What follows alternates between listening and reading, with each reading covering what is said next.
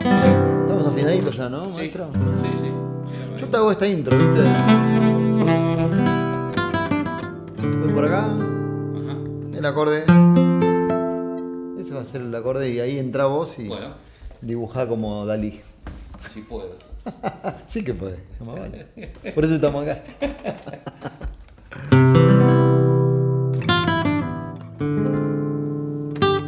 Bienvenidos a Fase Tango, muy contento de estar en el primer programa, muy emocionado y muy emocionado también porque le quiero presentar a un amigo, señor Jorge Retamosa, bienvenido. Gracias. Me gustaría que me cuentes cómo te acercaste a tocar el saxo.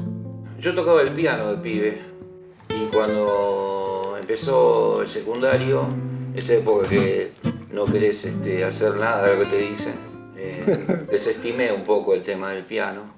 Claro. Y bueno, yo ya había empezado a escuchar bastante rock y al ya terminar el secundario un poco más de jazz.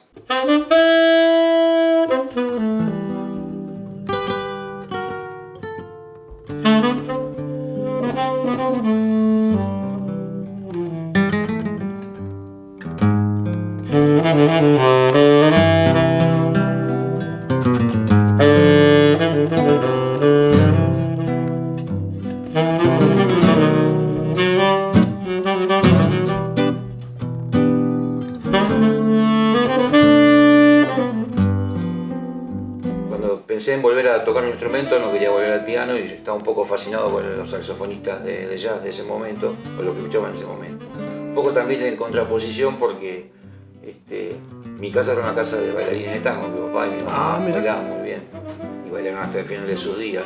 Entonces la pelea era con eso, con la música, ¿no es cierto? Con la música de tango, que de alguna forma te va quedando un background de eso que escuchás en tu casa de siempre, ¿no?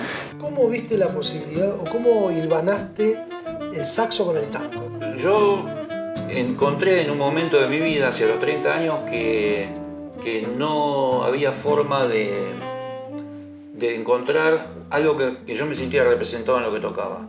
Había hecho una carrera y la podía seguir desarrollando con el jazz porque tenía para hacerlo, pero yo no me sentía muy a gusto, ¿viste? Y entonces ahí sucedieron algunas cosas simultáneas que me empujaron a mirar la música que me estaba esperando, ¿viste? La música que yo que había escuchado en mi casa. Claro. Entonces empezó un proceso parecido al proceso que me llevó a estudiar jazz, que era, en vez de agarrar los discos de jazz que yo tenía, ponerlos y tocar encima y sacar la frase, agarré los discos de tango que tenía en mi casa y empecé a poner a Piazzolla, otra vez lo que fuera, y traté de sacar lo que estaba en los discos esos. Ese es un proceso que todavía continúa. Claro. Casi 30 años después. No se agota nunca, no. Claro. Entonces, ¿qué sucede? Con el paso del tiempo, ese vocabulario que es tan estricto y tan concreto del tango, lo fui incorporando de manera más sólida, digamos, ¿no? Entonces, es un lenguaje que a mí me resulta ya familiar, claro. pero sobre el cual uno tiene que gestionar, porque Sí. el género ha quedado reducido a 5 instrumentos, ¿no? Como central, el piano, contrabajo, violín, bandoneón y guitarra. Entonces, la sonoridad que no está dentro de eso, bueno, él tiene que trabajarla, porque inclusive te digo, el instrumento primo del saxofón, digamos, la flauta, que estaba en el comienzo, antes del bandoneón, y que estuvo con el bandoneón durante un tiempo, y que a veces apareció en los años 60, no tiene una presencia permanente. Entonces es como que no tenés, un instrumento de viento que copiar. Entonces, Claro. bueno, entonces al principio yo copié bastante los violines, la forma de frasear, y después yendo hacia los bandoneones, ¿no? Por eso le quería presentar a toda la comunidad tanguera tu música, porque tiene que ver con esto, ¿no? Con algo que es distinto a lo que estamos acostumbrados o a lo que parece que no podría haber otra cosa que nos salga de esos instrumentos que estamos todos habituados a escuchar, a bailar, y lo tuyo es algo excelente y está buenísimo que lo conozcamos y que lo disfrutemos también, ¿no?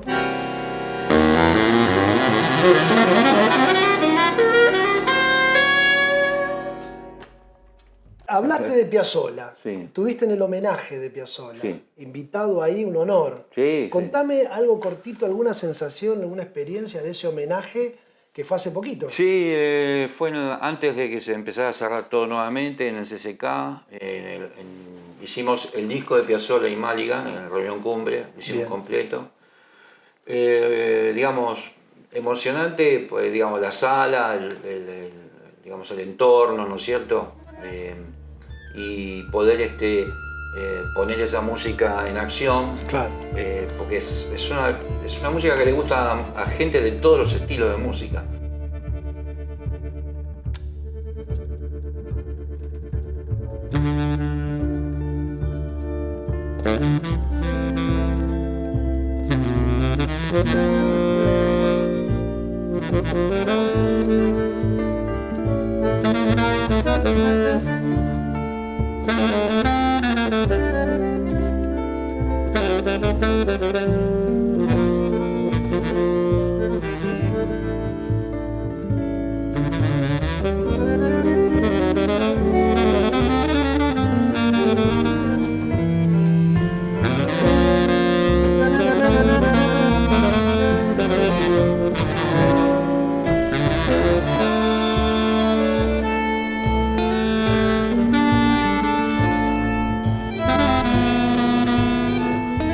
Ese disco es algo, es como inaugural porque es Piazzolla con un gran saxofonista de jazz que está invitado por Piazzolla a tocar. Ah, mira. Entonces, eso, brevemente, te cuento, Piazzolla había visto a Maligan con su grupo en el Festival de Jazz en París en el año 56, 55, 57, por ahí, cuando él estaba estudiando con Nadia Boulanger.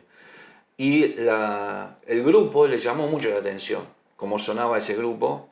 Inclusive, después de eso, él vino a Buenos Aires e incorporó la guitarra eléctrica, que fue lo que produjo uno de los problemas con la comunidad tanguera, Sí, ¿no? El sí, hecho de sí, incorporar bueno. una guitarra eléctrica.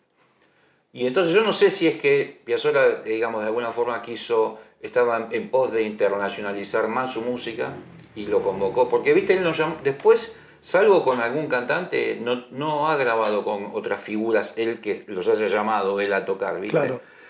Y bueno, no es, la música es muy bonita y, digamos, tiene esa cosa de que está tocada por los músicos de la RAI en el año 70 y el conocimiento que tenía el músico europeo de la música de tango en aquellos años era mucho menor que el del actual, ¿no Claro, es cierto? claro, Entonces claro. a nosotros, digamos, hacer la música esa, con respecto a la que está en el disco, a nosotros nos suena mucho más potente, más tanguera, Claro, claro. con más mugre. Claro, claro, claro, claro, claro.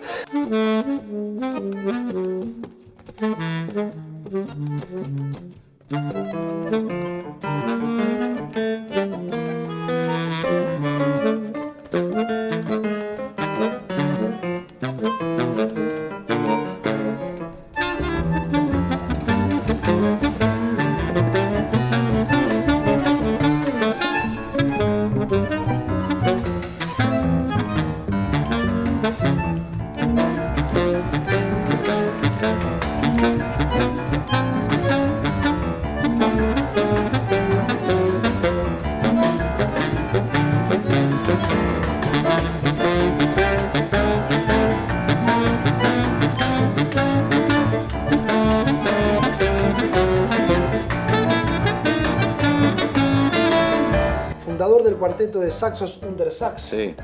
Es el primer saxofonista argentino en grabar de manera integral los 6 estudios tanguísticos, siendo esta además la primera grabación mundial de la obra en versión para saxo solista y orquesta de cuerdas. Sí.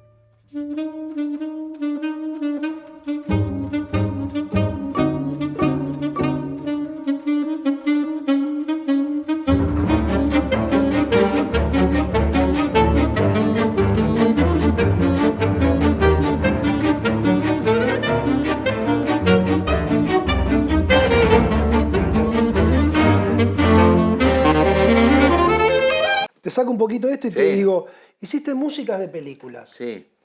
Una sensación que te deje hacer una música para una película.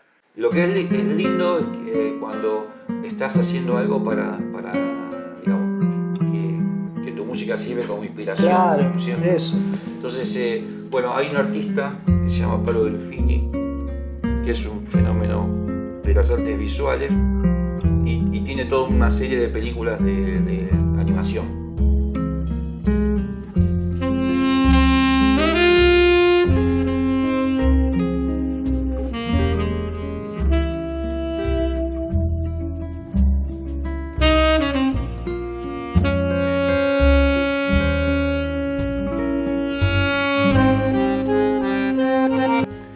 Entonces él ha trabajado en base a la música mía y eso, bueno, mucha suerte porque, bueno, por el trabajo de él, ¿no?